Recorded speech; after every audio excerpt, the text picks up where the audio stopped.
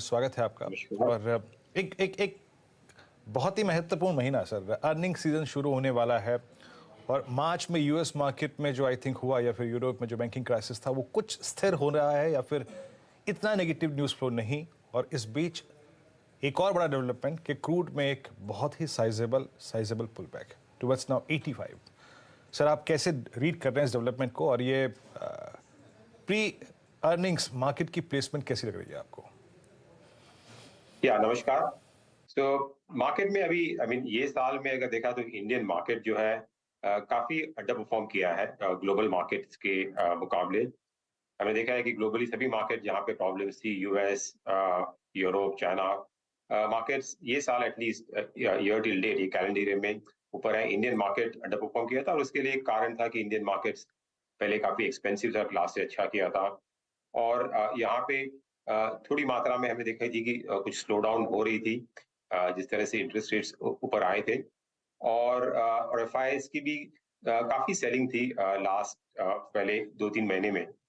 But यहाँ से भी जो करेक्शन हुई है इंडियन मार्केट में, तो अभी यहाँ से वैल्यूएशंस जो एक साल पहले मार्केट्स महंगे लग रहे थे लॉन्ग टर्म एवरेज मल्टीपल के मुकाबले, अगर प्राइस टू अर्निंग्स मल्टीपल या price to book value multiple के एवरेज देखे, बट अभी मार्केट काफी फेयर जोन में है, इतने अभी महंगे नहीं है। और अर्निंग्स की जो अगर बात करें तो लास्ट क्वार्टर के नंबर्स के बाद भी जो अर्निंग्स ग्रोथ है, निफ्टी की अर्निंग्स ग्रोथ है नेक्स्ट ईयर की, FY24 की और 23 की, ये साल की, उसमें ज्यादा कुछ कटौती नहीं आई है।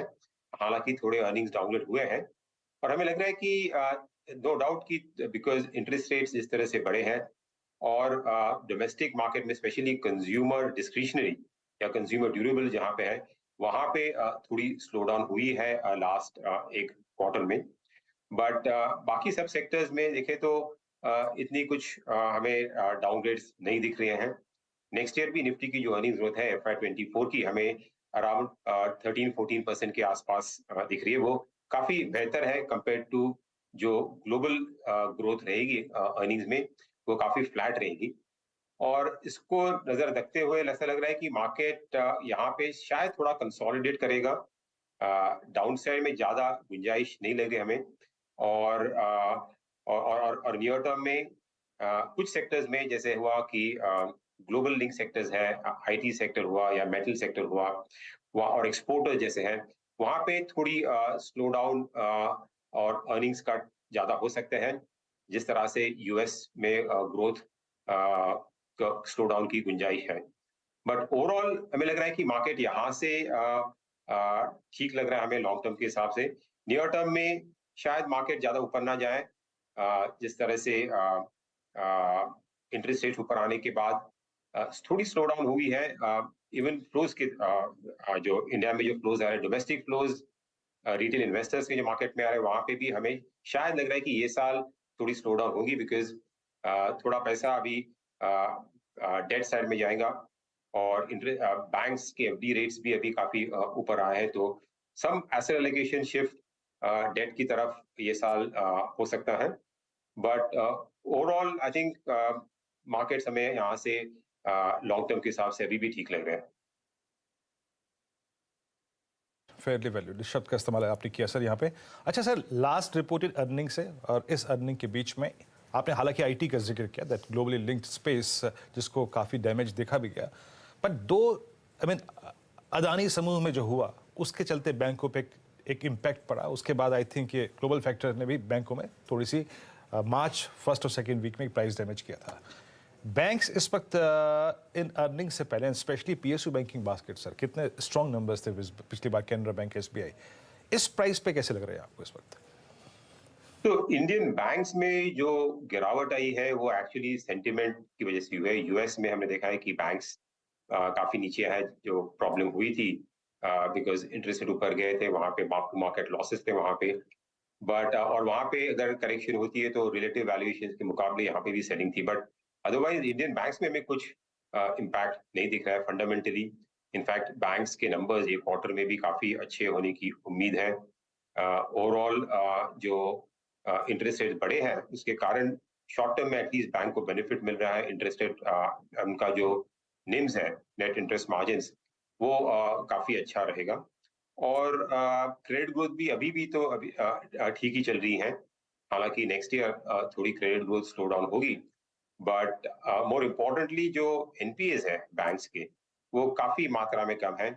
और काफी सेक्टर्स में देखेंगे, लार्ज सेक्टर्स और कॉर्पोरेट साइड में देखेंगे तो वहाँ पे कंपनीज की जो बैलेंस शीट्स है वो प्री कोविड के मुकाबले अभी काफी बेहतर है। कंपनीज की जो डेट इक्विटी रेशियो है वो कम आई है। तो हमें नहीं लग रहा है कि जो क्रेडिट कॉस्ट जो जिसका ज्यादा इम्पैक्ट बैंक पे प्रॉफिटेबिलिटी पे आता है जब भी एनपीएस बढ़ते हैं, वो हमें अभी भी लग रहा है कि काफी नीचे रहेंगे। So overall I think bank sector की अर्निंग्स की जो आउटलुक है नेक्स्ट ईयर के लिए हमें काफी हद तक अच्छी लग रही है, और वहाँ पे हमें कुछ ज्यादा कंसर्न नहीं दिख रहा है। और वैल्यूएशंस भी अभी बैंक्स में जो करेक्शन के बाद काफी ठीक है। लॉन्ग टर्म एवरेज के मुकाबले काफी बैंक्स के मल्टीपल्स अभी एवरेज के आसपास है और उससे नीचे है। सो सो आई थिंक ये सेक्टर यहाँ से आई थिंक अगर यूएस की बैंक्स की जो कंसर्न है अभी हमें थोड़ी कम होती हुई दिख रही है, वहां पे भी सेंट्रल बैंक ने सपोर्ट किया है। तो बैंकिंग सेक्टर यहाँ से बोथ अर्निंग्स की आउटलुक के ऊपर और ओवरऑल परफॉर्मेंस के ऊपर हमें पॉजिटिव लग रहा है। महेश सर, हाय, गुड मॉर्निंग। अच्छा, आपने शुरुआत में कहा था मार्केट ठीक लग रहा है लॉन्ग टर्म के लिहाज से, तो महेश सर इसका मतलब हम रिटेल के लिए ये जो करेक्शन है, क्या इसको अपॉर्चुनिटी के तौर पर लूं खरीदारी करने के लिए? और हम सबको मार्केट लॉन्ग टर्म के लिए अच्छा, तो रिटेल को आसान शब्दों में हम सबको ये समझ में आता है कि वो प्रीवियस हाईज निफ्टी कब रिगेन करेगा? महेश सर, कितना समय लगेगा? निफ्टी कहां जा रहा है यहां से? जैसे मैंने बात की लॉन्ग टर्म अच्छा लग रहा है, उसके कारण एक दो है कि एक तो वैल्यूएशन अभी ठीक ठाक है, ओके, महंगे नहीं है लॉन्ग टर्म का एवरेज। इंडिया की जो ग्रोथ स्टोरी है, लॉन्ग टर्म ग्रोथ स्टोरी है, हमें अभी भी बरकरार दिख रही है। इंडिया में जो इन्वेस्टमेंट साइकिल धीरे धीरे पिकअप हो रहा है। आपने देखा हो कि ओवरऑल इकोनॉमी भी काफी मात्रा में ठीक है। अभी जीएसटी कलेक्शंस के जो नंबर्स आए थे वो दिखा रहे थे कि काफी इकोनॉमी अभी भी ठीक तरह से चल रही है। और ओवरऑल जो ग्लोबली जो शिफ्ट हो रहा है चाइना +1, और उसका बेनिफिट इंडियन कंपनीज को लॉन्ग टर्म में मिलेगा। और इंडिया की जो डेमोग्राफिक है प्रोफाइल, उसका भी बेनिफिट कंजम्पशन के लिए काफी लंबे समय तक रहेगा। तो वो सब देखते हुए लग रहा है कि लॉन्ग टर्म ग्रोथ इंडिया की जो है वो अराउंड 6-6.5% के आसपास जीडीपी ग्रोथ रहेगी। तो अगर वो रहेगा तो कंपनीज की ग्रोथ भी, नॉमिनल जीडीपी ग्रोथ अराउंड 11% और कंपनीज की ग्रोथ भी उसके हिसाब रहेगी। तो मार्केट यहाँ से अपने हमें लग रहा है कि वही अर्निंग्स ग्रोथ जो आएगी मार्केट में उसके आसपास रिटर्न दे सकता है। इसलिए लॉन्ग टर्म के हिसाब से हमें ठीक लग रहा है। हालांकि बड़े रिटर्न्स मार्केट में नहीं अपेक्षा करनी चाहिए, but but I think I mean ये साल शॉर्ट टर्म के हिसाब से अगर बात करें, एक साल में तो मार्केट के जो रिटर्न्स है हमें सिंगल डिजिट दिख रहे हैं। और काफी एसेट क्लास जो है, डेट में भी रिटर्न्स हमें ठीक लग रहे हैं। तो काफी एसेट क्लास है, गोल्ड, डेट और मार्केट के इक्विटी मार्केट के रिटर्न्स काफी नैरो बैंड में रहेंगे। But longer term return double digit यहाँ से भी हो सकते हैं। तो इसलिए ये मौका अच्छा रहेगा रिटेल इन्वेस्टर्स के लिए। लॉन्ग टर्म जो आपका इक्विटी एलोकेशन अगर कुछ शिफ्ट हुआ है तो उसको वापस राइट एलोकेशन में लेके आने के लिए। अच्छा, हालांकि यहाँ से हमें ऐसा नहीं बोल रहे कि मार्केट को एग्रेसिवली लेना चाहिए, क्योंकि शॉर्ट टर्म में जिस तरह से ग्लोबल कंसर्न्स है, ऊपर नीचे रहेंगे मार्केट, तो वो आपको ध्यान में रखते हुए इन्वेस्ट करना चाहिए। क्योंकि आप नए फाइनेंशियल ईयर की शुरुआत में पहले दिन ट्रेडिंग के आप हमारे साथ जुड़े हो, तो मैं दरअसल आपने बताया कि सबड्यूड ही लगेगा ये पूरा फाइनेंशियल ईयर। एक कंफ्यूजन है महेश सर, यूएस रिसेशन वहां पे होगा नहीं होगा, बच जाएंगे, उसको लेकर कंफ्यूजन। उस बीच ओपेक का जो फैसला संडे को आया, कल जो आया, उसको लेकर कहा जा रहा है प्रोडक्शन कट लार्जली इसलिए हुआ है क्योंकि वो कार्टेल मानता है कि सेकेंड हाफ में यूएस एटलीस्ट रिसेशन में जा रहा है, उससे पहले वो प्रीएम्प्ट करके प्रोडक्शन कट ले रहे हैं ताकि प्राइस को सपोर्ट कर सके। तो यानी कि खतरा बना हुआ है। आप लोग का आदित्य बिरला में आकलन है क्या सर?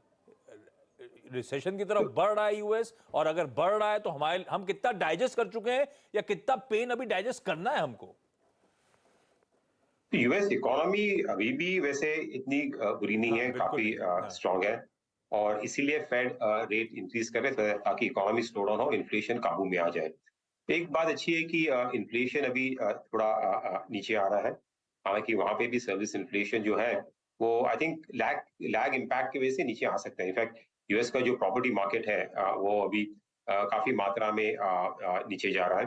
तो प्रॉपर्टी प्राइसेस और जो रेंटल्स ये थे यूएस के तो वो नीचे आएंगे। तो हमें लग रहा है कि US second calendar year and के तरफ जाते हुए थोड़ा रिसेशन में आएगा, बट ऐसा नहीं लग रहा है कि recession is going to be कहीं लंबे देर तक रहेगा।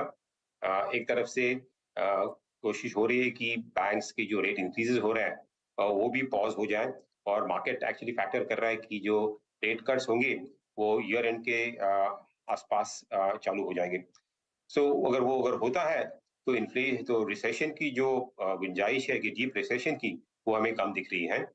और रही बात ऑयल की बारे में, तो आई थिंक ओपेक इस तरह से मैनेज कर रहा है कि ऑयल प्राइसेस ज्यादा नीचे न जाए और ऊपर भी नहीं जा सकते। आई थिंक ऊपर जाएंगे तो भी I think OPEC will start increasing production. तो हमें लग रहा है कि ऑयल प्राइसेस नॉर्मली रेंज में रहेंगी अराउंड 80 to 90 डॉलर्स के बीच में, और जब तक ऑयल प्राइसेस $100 के नीचे है तो हमें कुछ खतरा ज्यादा मार्केट के लिए नहीं लग रहा है। अब खतरा नहीं है, सुबह सुबह जो बगल में बैठ गए नीरज जी, उन्होंने कंफर्ट दे दिया है। कई सारे राज्यों के इलेक्शन आने, जनरल इलेक्शन आने, दाम बढ़ेंगे नहीं, बाकी टेंशन है नहीं। वीरो, अपना डीजल शायद महंगा ना हो, कच्चा तेल बढ़ भी जाए तो इस साल अच्छी बात है, शुक्रिया कहेंगे नीरज जी को, और क्या। इस साल तो पॉसिबिलिटी नहीं है, अब चाहे 84 हो जाए, 85 हो जाए, 95 हो जाए। अच्छा, महेश सर को थैंक यू कर दें पहले, फिर बातचीत करते हैं, जरा इमेज पे आते हैं। Mahesh sir, thank you so much जुड़ने के लिए, बढ़िया तरीके से मार्केट्स और अपना पर्सपेक्टिव शेयर करने के लिए। लाइए भाई, आज का सवाल जो है ना